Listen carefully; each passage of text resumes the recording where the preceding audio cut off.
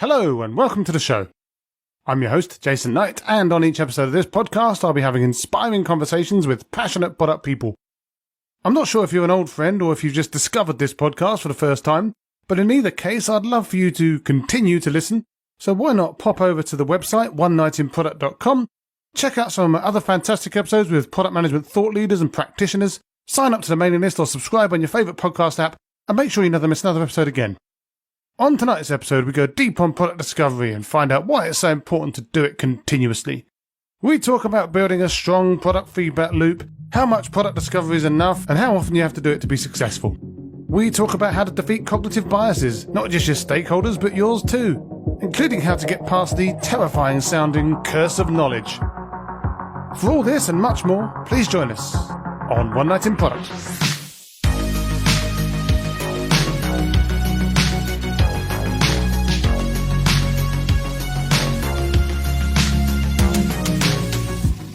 So my guest tonight is Teresa Torres. Teresa is a renowned author, speaker and coach specializing in the art of product discovery. Teresa started out studying symbolic systems at Stanford before heading into interaction design and into product and beyond. Passionate about the great outdoors and a keen snowboarder, Teresa also says she reads up to 100 books in an average year. This makes it even more impressive that she's also found time to write a book, the recently released Continuous Discovery Habits, a book that aims to help you discover products that create customer and business value. Hi Teresa, how are you tonight? I'm doing great. How are you? I am fantastic. Admiring the stack of books behind you as well. Ah, yes. So first things first, obviously regarding the book, congratulations on getting that out. It's been out for a couple of months now. How has the reception been? Have you had any good feedback so far? Yeah, it's been amazing. I am completely humbled and blown away by how people have reacted to this book. My productivity has gone out the window because I'm just reloading Twitter and LinkedIn and engaging with people and answering questions and seeing people post pictures of them reading the book at the beach, which I think is the perfect combination. Do a little work reading while relaxing at the beach. It's been incredible. And obviously, I have been seeing some of that feedback myself, but I didn't want to lead you, which is obviously good for discovery purposes. But I've seen some glowing reviews from some of the well-known thought leaders in the community, obviously, as well, giving it the thumbs up. And that's obviously fantastic. But have you had any specific feedback from maybe lesser known people that has really kind of warmed your heart a little bit, that you've sort of seen something where they've looked at that and it's really made a difference to them? Yeah, so somebody wrote, most books feel like an advertisement for the workshop, and this book felt like the workshop. And that was really meaningful to me because in all of my writing from day one with Product Talk, I really wanted to write content that was actionable enough that you could start putting it into practice tomorrow. And so the fact that the takeaway was this felt like I went through a workshop is pretty phenomenal. That was my goal, was to give product teams literally a handbook that they can keep on their desk and guide their work. Yeah, I think that unlike what some authors have apparently said in the past, it's really good to have practical playbooks and not just have theoretical books, something that you can sit and look at, hopefully empathize with and really put into action. So I think that's a really good, for me, that's actually much more exciting than a book about, pie in the sky stuff. It needs to be something I can do stuff with. I will say that I also tried really hard to interweave the why and the theory behind what we're doing. Yeah. Because I do think we have a lot of product books where it's just, here's how big name company does product, or here's how I'm a big thought leader, here's how I do product. And I don't love those types of books because I want something a little more evidence-based, a little bit more like, how do we know that works? Why does that work? Why is this the best practice?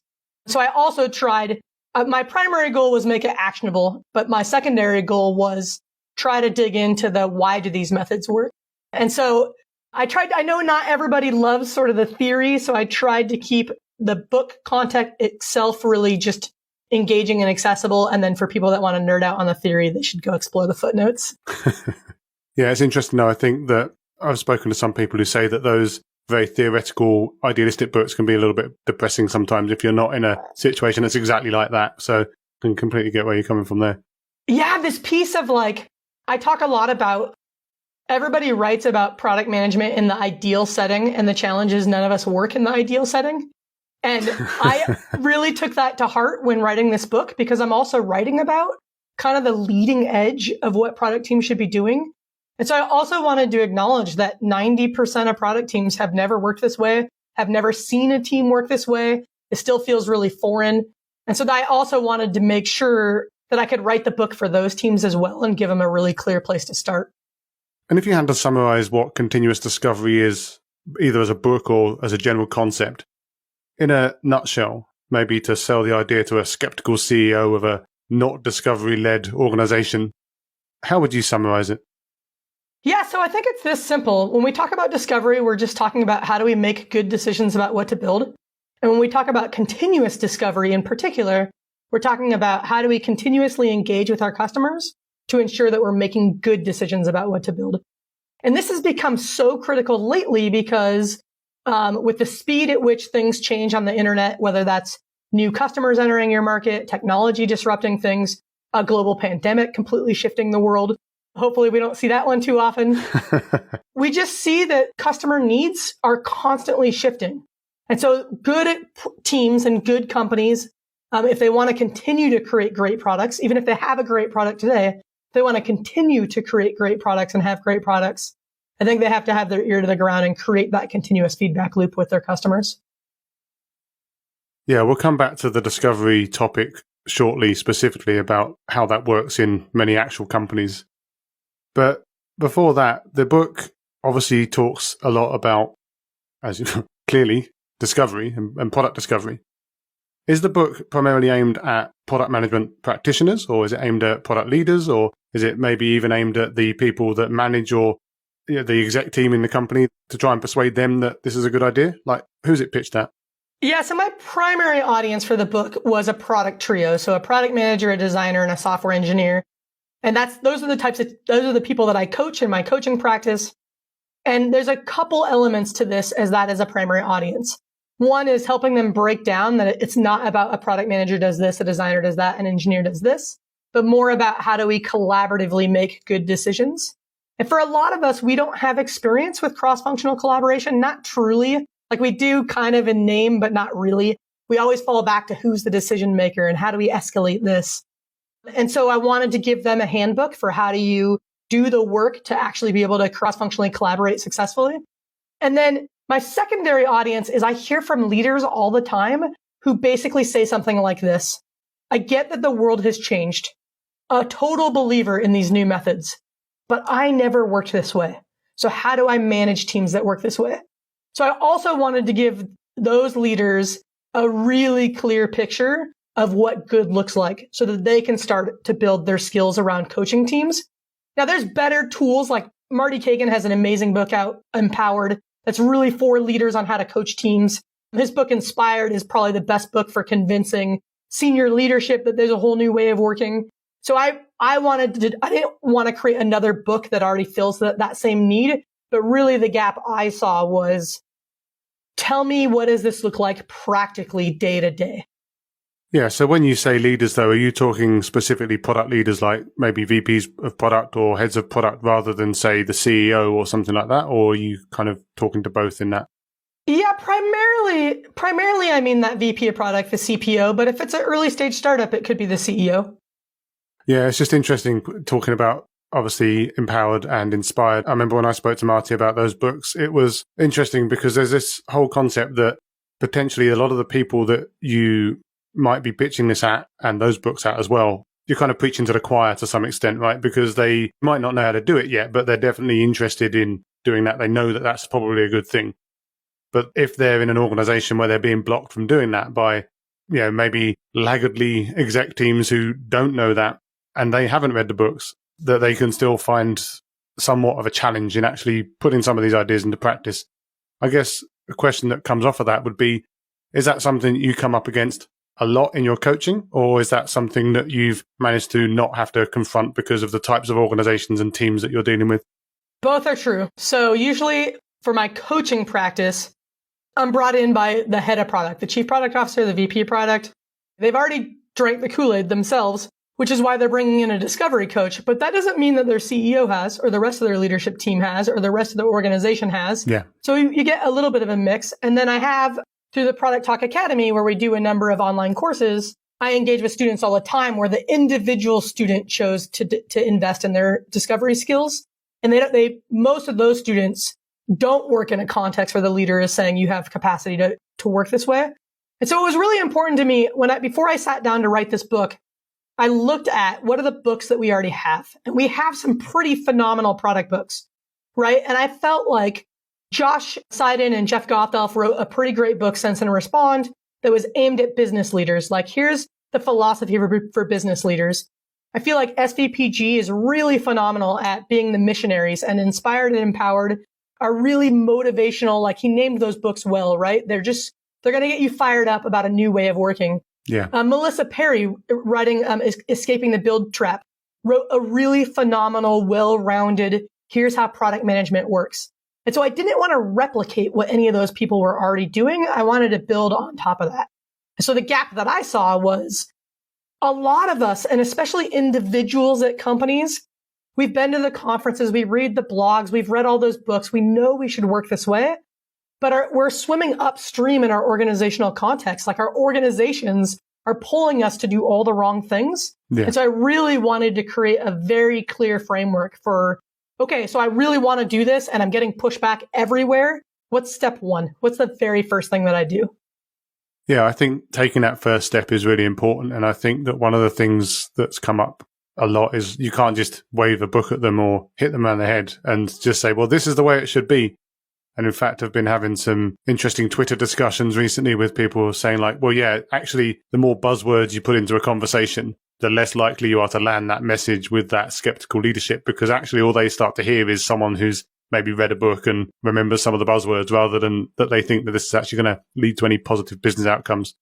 But I guess the question really is like, what is that first step? I mean, I'm sure there are multiple different types of first step depending on the specific problems, but are there any specific pieces of advice you would give someone who has read the book, wants to land that with potentially a skeptical leadership team, that would help to maybe diffuse some of the most common objections that they have? Or is it so context dependent that it's impossible to give generic advice? Yeah, so at the very end of the book, I give a guide for like, here's how you can get started. And it's this simple. A lot of teams are waiting for permission. And I really recommend you just not wait for permission, right? So, and I definitely recommend you don't fight the ideological war, because here's what happens. You're exactly right. Like, when you go to your leaders and you throw all these buzzwords at them, all they hear is this individual contributor who's lower than me in the hierarchy is telling me about a new way of working, but I know what's worked for me and it's not that. Yeah.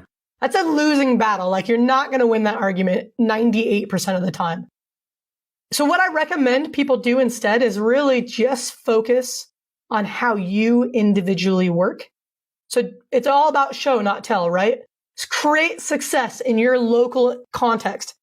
And people have a lot more agency than they realize. And so the first place I recommend people start is to first, regardless of your team structure, to just start building those cross-functional relationships. So if you're an individual product manager, even if your designer changes on every project and your engineer changes on every project, you can still create this sort of product trio, even if it's fluid, even if 1 week you're working with one trio and the next week you're working with another trio.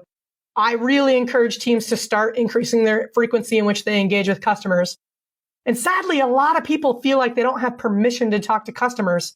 But the reality is, all of us, no matter what our organizational context is, we can make friends with an account manager or a sales rep or a customer success person and just get a little bit more exposure to the customer. And most of us have our customers in our personal networks, right? So there are ways to make it happen. It just requires that we stop waiting for permission and waiting for our organization to say, yes, do this, and just start doing it. It's that same old cliche of ask for forgiveness, not for permission, right? Yeah. Now, in an organizational context, we have to say within reason, don't get fired. Yeah, I guess that you don't want to go too crazy. But obviously, you've been a product discovery coach for some years now, I think around about 10 years, give or take.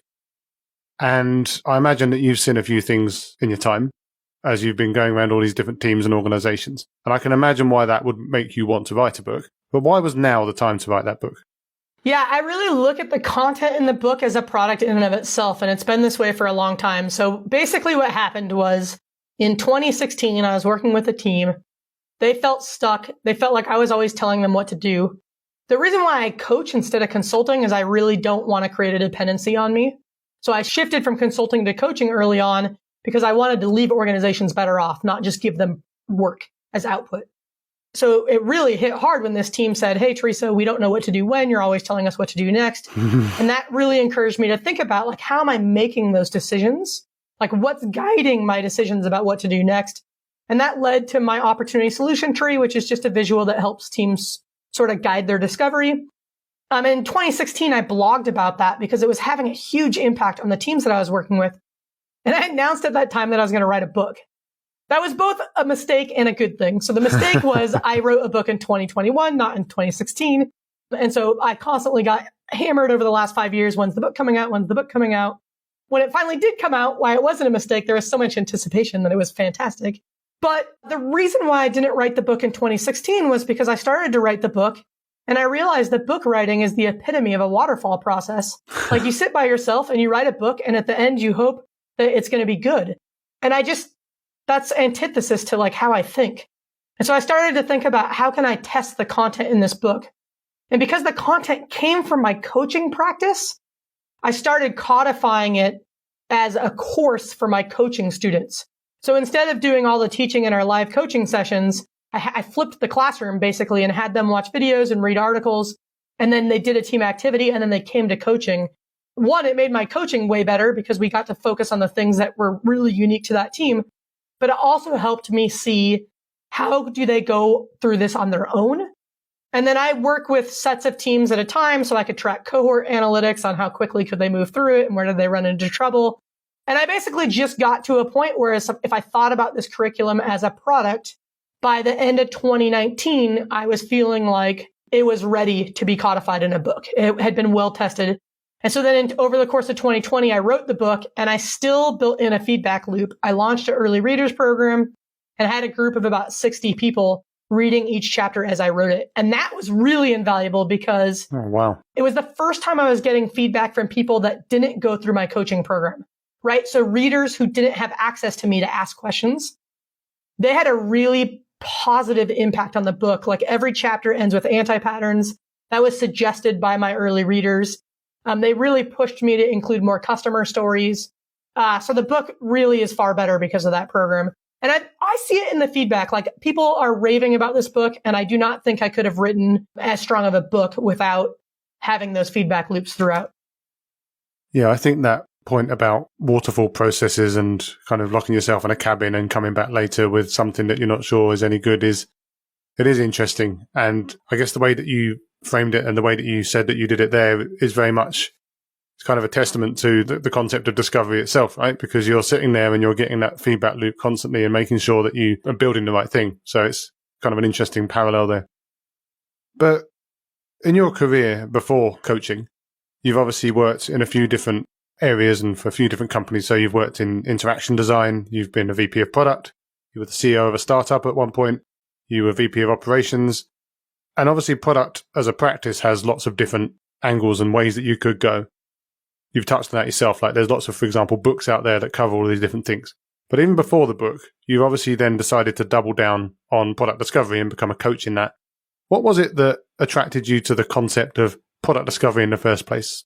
What gave you the passion to make that specific part of product management your passion? Yeah, I was lucky because as a college student, I was introduced to human-centered design at Stanford. And this was before the D school at Stanford, but it was right at a time when the computer science department had a HCI, human computer interaction program, and the mechanical engineering department had a product design program. And so David Kelly was in mechanical engineering and Terry Winograd was in computer science. And they were just starting to talk to each other about a universal design program. And so I went through one of the earliest kind of design studio programs as part of that. And I really thought that's just how business worked. Like, I thought I was going to go as a 22-year-old and get my first job, and that I would get to do human-centered design, and that I would get to interview customers, and that I would get to test my designs. And wow, was I rudely awakened when I got my first job. And then I thought maybe this is just the first place I work. And then the second place was like that. And then the third place was like that. And I'm pretty stubborn. Like, I saw the value of keeping customers close and including customers in the process. In fact, I include this story in the book. My very first design project at my very first job, the customer, it was a client situation, and the client hated my design.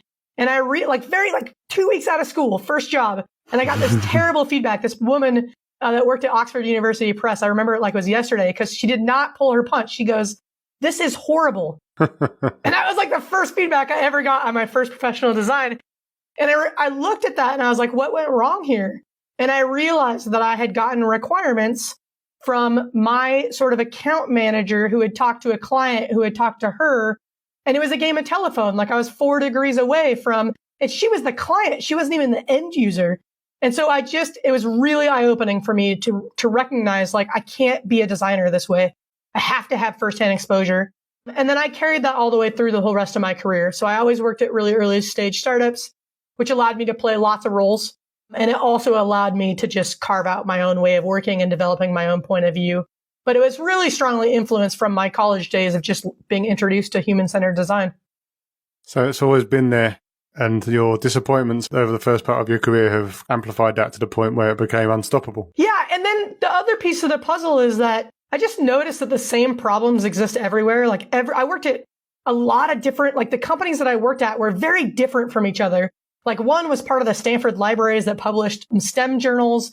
One was a B2C shopping portal. One was like a community provider for universities to engage their alumni. One was recruiting software, like just radically different, right?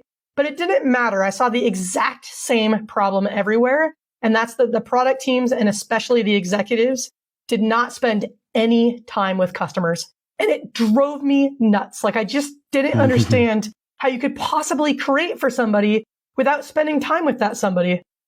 But that leads on to another interesting point and something that you've touched on yourself with the telephone game as well. This idea that you have people in the organization effectively designing solutions for problems that they think that customers have. And one of the reasons or one of the things that you hear is like, especially from someone who maybe used to work for that type of company, like, oh, I am the client. I know what the client wants. I know what the customer wants because I worked in that type of company or for one of those companies for 15 years or something like that. And of course, they do know what that specific customer would want if they were still there, but they don't know what all the other types of companies that maybe work completely differently to that, what they would want. But it's obviously a really common bias. I wondered if you'd ever had any situations in your career where you've managed to actually overcome that and slap down that biased person in the room who basically is almost immune to reason because they're so confident in their own understanding of what they think the problem is. Yeah, so there's a few dimensions to this. So first of all humans do this, right? We're all fallible in this area. And that's that we should draw from our experience. Our experience is what, especially for people later in their career, it's what's leading to your success, right? The challenge is, as we learn from Daniel Kahneman and Amos Tversky's work, all humans are also really susceptible to cognitive biases. And what are cognitive biases? They're just our brains make fast inferences, and sometimes those fast inferences go astray. Yeah. Right? And so what we forget is, okay, so we hear about a problem in our business, and it sounds a lot like a problem we faced somewhere else in our past career. And our brains make that fast inference of this is exactly the same. And what we forget to ask is, how is it different? So that we can be a little bit more surgical about what are the elements that are the same, what are the elements that are different, how do we adjust our ideas and our understanding to reflect this unique situation? So I think at the individual level to avoid this is to remember that every single situation is unique. And I even encourage people when interviewing that your job is to uncover as much of the uniqueness of this person as possible. So you don't fall prey to confirmation bias and say, oh, I've heard this before. I know what you mean. Yeah. When you're a product team and you have a stakeholder who's doing this, you have to be gentle, right? You can't just tell your stakeholder like, hey, you're making bad inferences or this isn't exactly the same. I think there's things you can do with them to help them see their own gaps. So one of the activities I talk about in the book, usually what happens is these stakeholders come to us with their favorite solution. Like, here's exactly what we should do. I've seen this before, right? Yep. And the challenge is they're not product people. So they haven't written all the requirements. They haven't thought everything through. It's still a really vague idea. And so one of the ideas in the book to help teams kind of collaborate and be on the same page about what these vague ideas mean is to just start story mapping your ideas. This isn't a new idea. Jeff Patton popularized it, and he'll even tell you he didn't originate it. It's been around for a long time, but it's a great way of getting a group of people, whoever they are, aligned around what do we mean by this solution. I also like it as a way to surface underlying assumptions. The more we get specific about an idea, the more we can start to see the assumptions it rests upon. And so I think this is a really great exercise to do with the stakeholders, that when someone comes to you and says, I've seen this before, we need to build this idea. If you just get them to whiteboard with you a story map, and now that we're all virtual, you can do this in like Miro or Mural or any other digital whiteboarding tool, and just have them do the work to think through how might their idea work. And most of the time, that's enough, right? We've all had this experience where we think something's a great idea, and then we start to figure out how it might work, and we go, this is garbage. I need to throw it out, right? So usually, sometimes story mapping is just enough. If it's not, you can go one step further and then just go step by step through your story map and say, okay, what needs to be true for this step of the story map to work? And then start to surface assumptions. And then you can ask the stakeholder, do you see any risk in these assumptions? And collaborate with them on where do we need to test. Whereas what we usually do is we just go, stakeholder, your idea sucks. And we're never going to win there. Yeah, I think some people, certainly that I've experienced in the past, are very attached to their solutions, even in the face of reason and story mapping and stuff. But I think that at least laying it out in front of everyone, as you say, sounds that at least it's out in the open then, right? And if they still decide to railroad you in any way, then at least you've gone through a process, right? Yeah. You're not just sitting there and either telling them to go away or worse still, just doing everything that they say just because they said it. So I have worked with one particular stakeholder early in my career who came from another industry that was similar to ours. He was a product manager. He knew how to think through whole ideas. I still thought his ideas were garbage. It was really tough, right?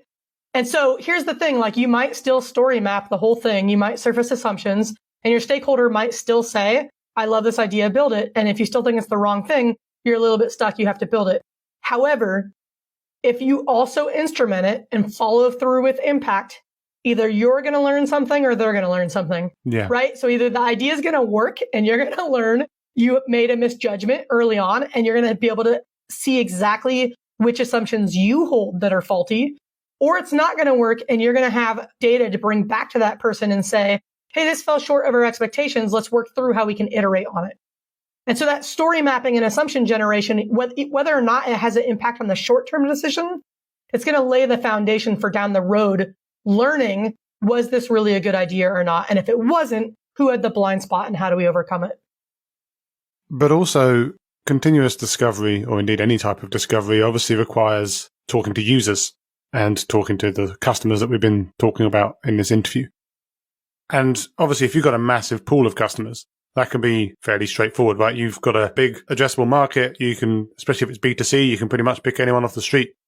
But in some companies, obviously more, say, B2B companies, people serving the enterprise, people with relatively small user bases in real terms, might actually find it a struggle to find enough engaged people that are basically prepared to be either interviewed or continuously interviewed, especially over the course of, say, a contract. Do you think that continuous discovery can work with that type of organization? Are there any approaches that you've used yourself to try and make that still a thing and not get that fatigue from the customer side? Definitely. So every team I've worked with, regardless of who they are, and I will even say I worked with teams at a large retailer here in the US where they were B2C and they thought their customers were hard to get in touch with. Like literally, like you can't find an American that has not shopped at this location, right? Like literally it's not possible. So here's what I'm going to say. Everybody thinks their customer base is really hard to get in touch with. I have worked in some really challenging environments, like people whose audience, like I worked with a company where their customers were 6 US based movie studios. It's a teeny tiny total addressable market. I've worked with an organization where their total addressable market was Canadian medical schools. So they have maybe a couple dozen customers in their total addressable market. I've worked with businesses where their customers are Fortune 500 CEOs. Those are people that have no time, right? They're not exactly going to be jumping through hoops to go talk to their vendors. I've worked with companies where their customers are healthcare clinicians during the height of COVID, right? I've worked with companies where they're interviewing people about really sensitive topics like erectile dysfunction in men and reproductive rights for women, right? So I've worked in some really challenging areas as far as like how do we set up the infrastructure to interview regularly. I've never worked with a team that wasn't able to increase the frequency in which they engage with their customers. Not everybody gets to weekly. I will be upfront about that. I encourage everybody to try to get to weekly, and the vast majority of teams can get to weekly. Some instances, like I worked with a team where their customers were investment bankers. Not only are they super busy people without a lot of time, but they're also really secretive about how they work. They didn't get to weekly. They did get to a regular cadence, but they didn't get to weekly. The vast majority can get to weekly though. And the idea is you have to think about your infrastructure for supporting regular interviews as if it was a product in and of itself. So you got to think about it as a funnel. You got to optimize the funnel. You got to experiment. You got to find what works for your audience. Yeah, that's really interesting about the frequency. Is there a frequency beyond which you think maybe it starts to fall apart? Like, is monthly okay? Is quarterly okay? Like how frequent does it have to be before, or how infrequent does it have to be before it starts to dissolve? Yeah, so talking to customers, any customers is better than talking to no customers, right? Yeah. However, the longer you go in between customer touchpoints, the more decisions you're making without their feedback. And this is pretty dangerous. Like, it seems like it's really easy on a product team to feel like we know our space, we know who our customers are, it's probably fine. We suffer from a bias called the curse of knowledge, where we forget what it's like to not have the expert knowledge we have about our product, right? Yeah. And so we make all these decisions from our product expert point of view, and we forget that our customers don't have that same point of view. And so if you're only talking to customers quarterly, there's a lot of risk there. You're making a whole quarter of decisions without customer input. So I do really encourage a weekly cadence. I personally, in my career, almost always talk to a customer every day, which a lot of people think is crazy. I will tell you that I was a startup CEO during the 2008 economic downturn. We were a company in crisis. We were down to just 6 employees. I literally played 7 roles. Like, I was the CEO, I was the VP of product, I was our primary product manager, I was our salesperson for 2 sides of our marketplace.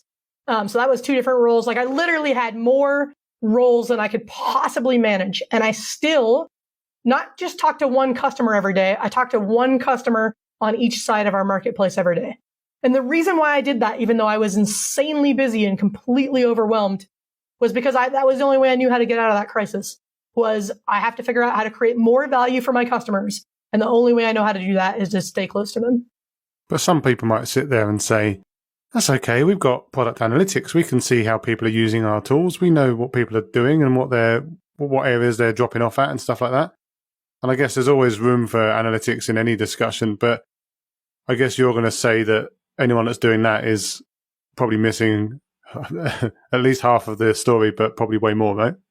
Yeah, so analytics matter, and a good product person, a good product trio is going to know their analytics inside and out.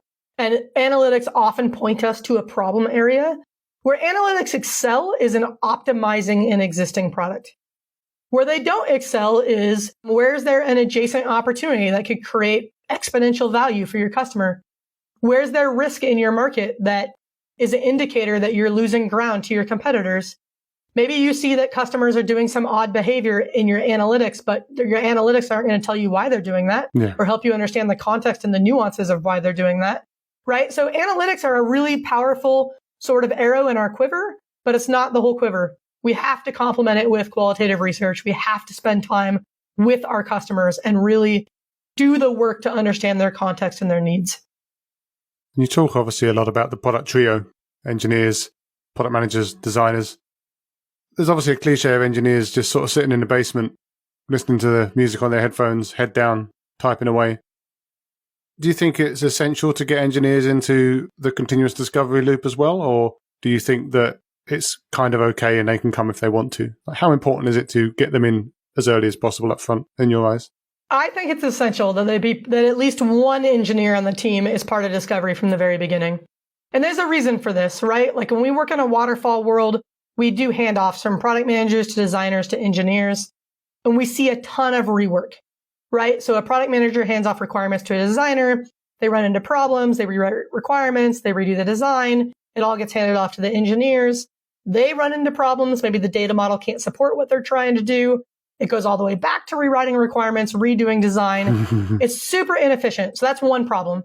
Second problem is engineers, when they're implementing, have to make a million decisions, right? How should I implement this? How should this data model work? Should I abstract out this part or this part?